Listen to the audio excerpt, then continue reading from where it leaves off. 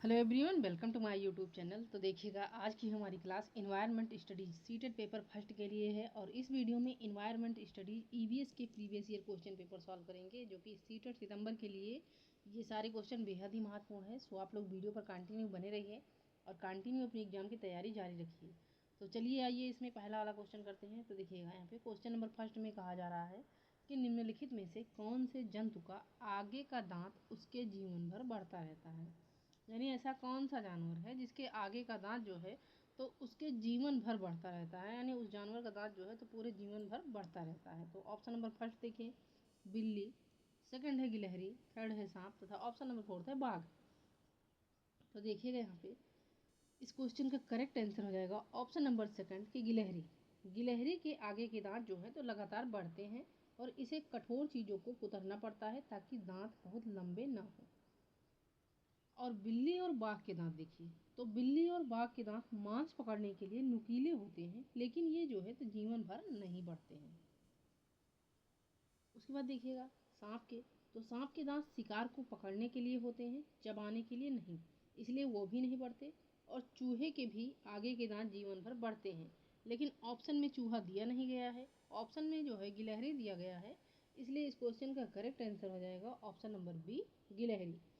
यानी कि गिलहरी के दांत जो है तो जीवन भर बढ़ते रहते हैं।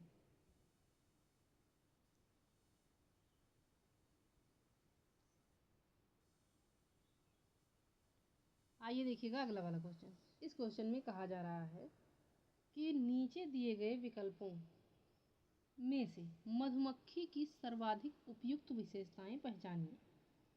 तो ऑप्शन नंबर फर्स्ट है कि केवल रानी मक्खी ही अंडे देती है, यानी मधुमक्खी की सर्वाधिक उपयुक्त विशेषता आपको पहचानना है।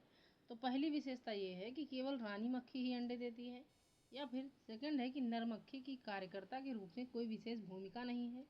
उसके बाद ऑप्शन नंबर सी है कि सभी मादा मक्खी अंडे देती है, तथा डी वाला ऑप्शन है कि कार्यकर्ता मक्खी भोजन को खोजती है और उसे छत्ते में लेकर आती है।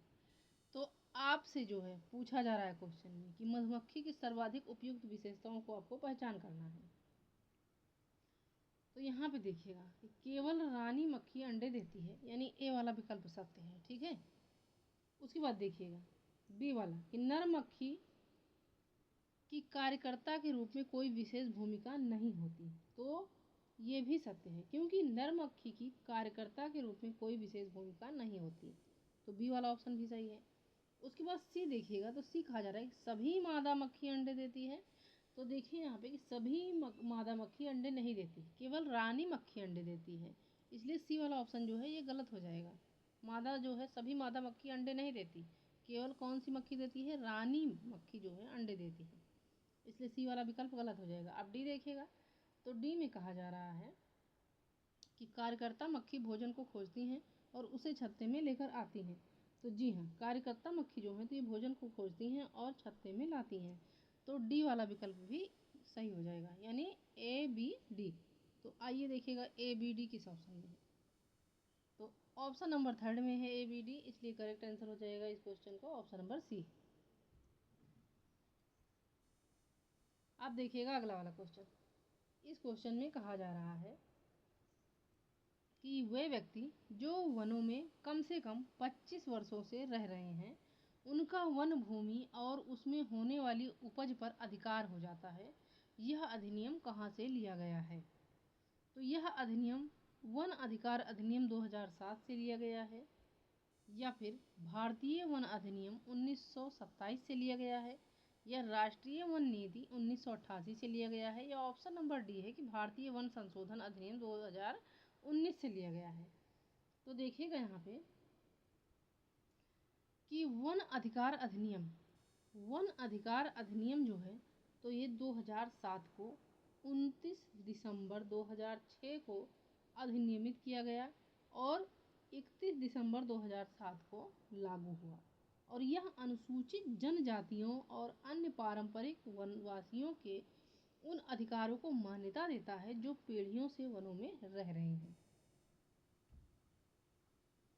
और इसका प्रमुख प्रावधान ये है कि जो व्यक्ति कम से कम 25 वर्षों से वन में निवास कर रहे हैं, उन्हें उस वन भूमि और उसमें पैदा होने वाली उपज पर अधिकार प्राप्त हो जाता है और यह अधिनियम वनवासियों को 4 हेक्टेयर तक भूमि का स्वामित्व भी प्रदान करता है और ग्राम सभा को वनों की सुरक्षा का दायित्व भी सौंपता है।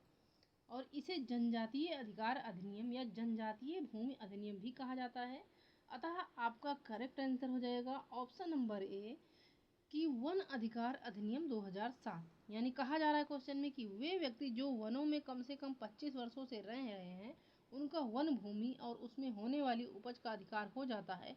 तो यह अधिनियम कहाँ से लिया गया? तो यह अधिनियम लिया गया वन अधिकार अधिनियम 2007 से।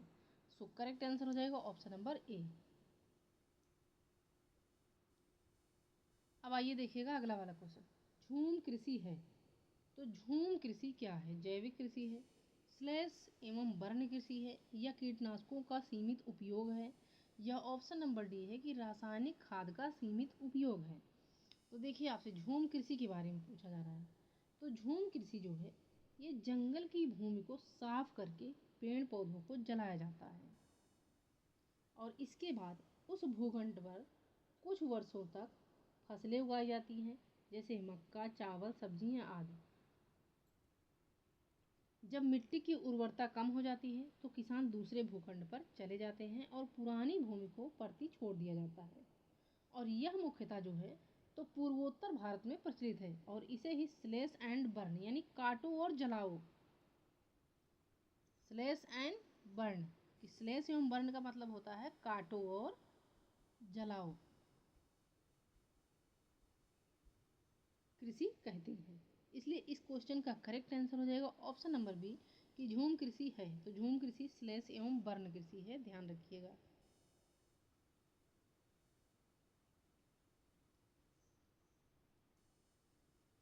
अब देखिएगा अगला वाला क्वेश्चन। इसमें कहा जा रहा है कि रोनाल्ड रोस को 1902 में चिकित्सा के क्षेत्र में नोबेल पुरस्कार डाट डाट शोध करने के लिए मिला। तो रोनाल्ड रोस को 1902 में चिकित्सा क्षेत्र में नोबेल पुरस्कार किस शोध में मिला है? तो डेंगू मच्छर से फैलता है यानी इसके शोध करने के लिए मिला है, या मलेरिया मच्छर से फैलता है, या चिकनगुनिया मच्छर से फैलता है, या ऑप्शन नंबर डी है कि प्लेग पिस्सियों से फैलता है। तो देखिए यहाँ पे कि रोनाल्ड रॉस एक ब्रिटिश चिकित्सक थे और उन्होंने 1897 में मच्छर के पाचन तंत्र में मलेरिया परजीवी की खोज की और इस खोज में उन्होंने साबित किया कि मलेरिया मच्छरों द्वारा फैलता है। यानी उन्हें पुरस्कार जो है तो कौन सा शोध करने के लिए मिला है रोनाल्ड रॉस को? तो मलेरिया मच्छर से फैलता है ये शोध करने के लिए जो है मिला है। यानी इस क्वेश्चन का करेक्ट आंसर हो जाएगा ऑप्शन नंबर सेकेंड। अब देखिए कि इसी कार्य के लिए उन्हें 1902 में चिकित्सा का नोबेल पुरस्कार मिला और मलेरिया का वाहक मादा एनोफिलीज मच्छर होता है और यह रोग जो है तो प्लाज्मोडियम नामक प्रोटोजोआ के कारण होता है। इसलिए बी वाला ऑप्शन जो है इस क्वेश्चन का करेक्ट आंसर हो जाएगा।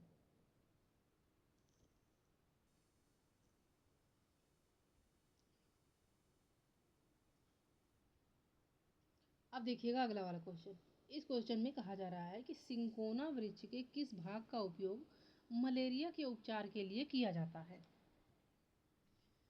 तो ऑप्शन नंबर फर्स्ट है मूल, सेकंड है छाल, थर्ड है पत्ते तथा ऑप्शन नंबर फोर्थ है बीज।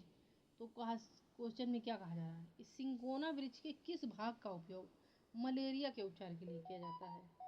तो देखिएगा यहाँ पे कि सिंकोना वृक्ष के विभिन्न भागों में से केवल इसकी छाल में कुनैन नामक एक प्राकृतिक रसायन पाया जाता है और यह कुनैन जो है मलेरिया के परजीवी को मारने में प्रभावी होता है। इसलिए मलेरिया के इलाज के लिए सिंकोना वृक्ष की छाल का उपयोग किया जाता है। इसलिए इस क्वेश्चन का करेक्ट आंसर हो जाएगा ऑप्शन नंबर बी।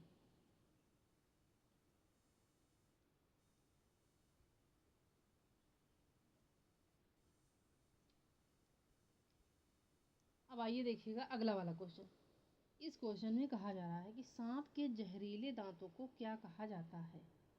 तो सांप के जहरीले दांतों को कसक कहा जाता है, या विषदंत कहा यानी फैंग कहा जाता है, या कृंतक कहा जाता है यानी छेदक, या फिर ऑप्शन नंबर फोर्थ है सल्क कहा जाता है। तो देखिए कि सांप के मुंह में दो विशेष खोखले दांत होते हैं जिन्हें विषदंत यानी फैंग कहते हैं। जब सांप काटता है तो जहर इन विषदंतों से होकर पीड़ित के शरीर में हो जाता है और ये दांत सांप की जहरीली प्रजातियों में पाए जाते हैं, जैसे cobra, common crate, Russell viper और आरा सल्की वाइपर आदि।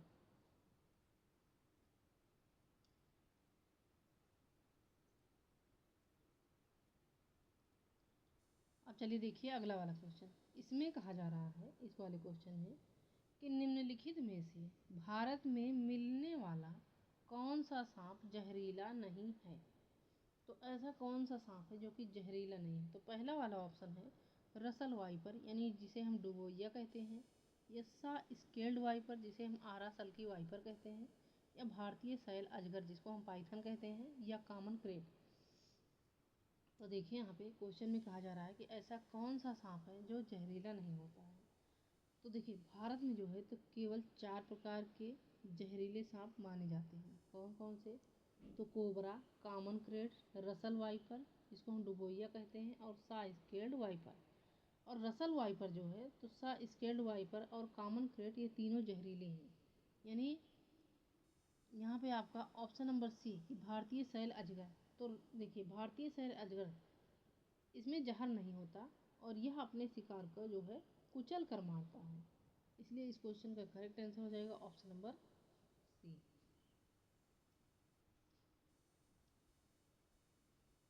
अगला क्वेश्चन देखिएगा। इस क्वेश्चन में कहा जा रहा है कि वर्मी कंपोस्टिंग एक विधि है जिसमें खाद बनाने में उपयोग होता है। तो वर्मी कंपोस्टिंग एक विधि है जिसमें खाद बनाने में क्या उपयोग होता है।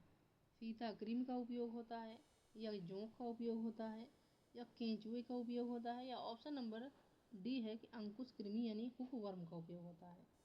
तो देखिए यहाँ पे कि वर्मी कंपोस्टिंग जो है एक विधि है जिसमें खाद बनाने में केंचुए का उपयोग होता है। यानी इस क्वेश्चन का राइट आंसर हो जाएगा ऑप्शन नंबर सी।